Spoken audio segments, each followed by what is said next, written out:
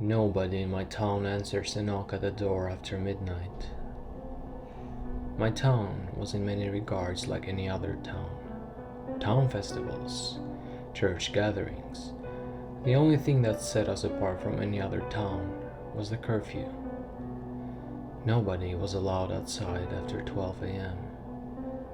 At 11:30, the police would sweep the area, making sure everyone was inside. We weren't allowed out back until the sunrise. We also were advised to never answer a knock at the door, no matter how desperate or human the entity on the other side seemed. Nobody in my town disobeyed this rule until tonight. Mr. and Mrs. T were new to the neighborhood, and we did give them the warning about the town curfew. They asked why, and we just told them they cannot be outside and had a police officer to enforce this rule. That very night they moved in, we heard screaming and arguing coming from their house. It was 11:58 a.m. and Mr. T did not acknowledge the warning and ran outside for a cigarette. The police had already done their scan of the town, and nobody would step outside to save him. The clock turned 12 o'clock, and the moon became obscured by dark clouds. I looked out of the window of my bedroom. I could see a few houses doing the same.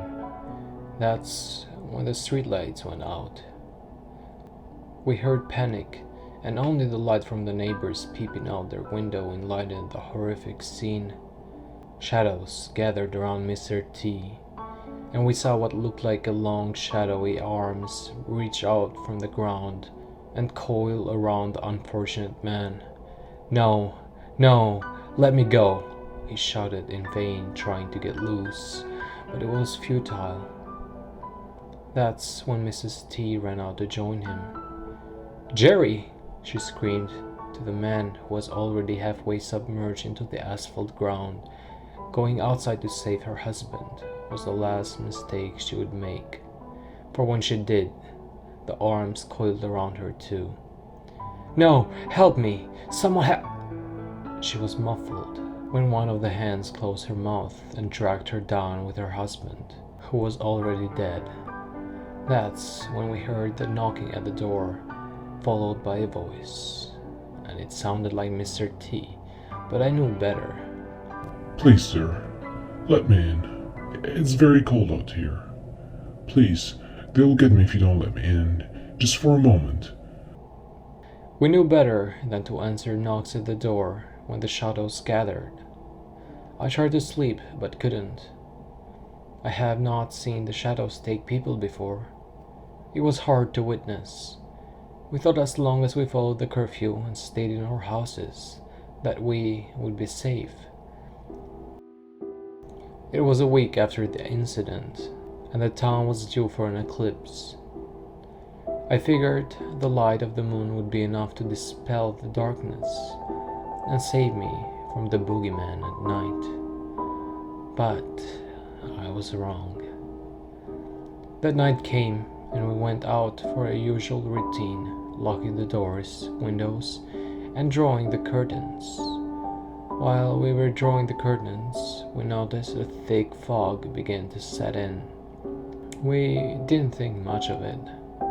I did panic a bit when I looked at the calendar and saw that the date has read Friday the 13th. I was never a big buyer to Unlucky 13, but something about it this time made me uneasy. We were off to bed as clock read at 12 a.m. That's when a strong wind flew by. Things went down from weird to terrifying and dangerous when the wind became so strong it shattered one of the windows. I was in awe and terror as I watched the curtains, which was our last defense against the shadows, lift from the wind current to reveal the darkness oozing into our house like a vapor cloud. My dad grabbed me up, and my mom grabbed my sister and rushed us to the upstairs bedroom. We could hear screams and panic through the harsh wind. This had never happened before. It couldn't invade our house. Was it stronger somehow? We rushed ourselves into Mom's and Dad's giant closet and locked the door, taking a jacket and stuffing it under the door, trying to close every entrance to the closet. My sister cried. My dad was shaking with fear. My mom tried to comfort both, and I just stood there, shocked. Mom had her phone, so we could see the time. It was 12:10. We had a long night ahead of us, so we grabbed some clothes to make a pseudo bed and sleep together the best we could. We woke up at some odd hours of the night to knocking at our closet. One voice pretending to be our neighbor, asking to take her child. Another was my best friend Tony. I covered my ears, knowing we were hearing voices. It was 6:12 when my dad looked out the closet to see if it was safe, and it was. The darkness was gone. The sky was a metallic gray and blue. We walked downstairs to see our living room, covered in broken glass and blown over ornaments. We walked outside to a hell space, empty neighborhoods, with the exception of the few people who managed to survive the night somehow. Everyone in the town moved the same day.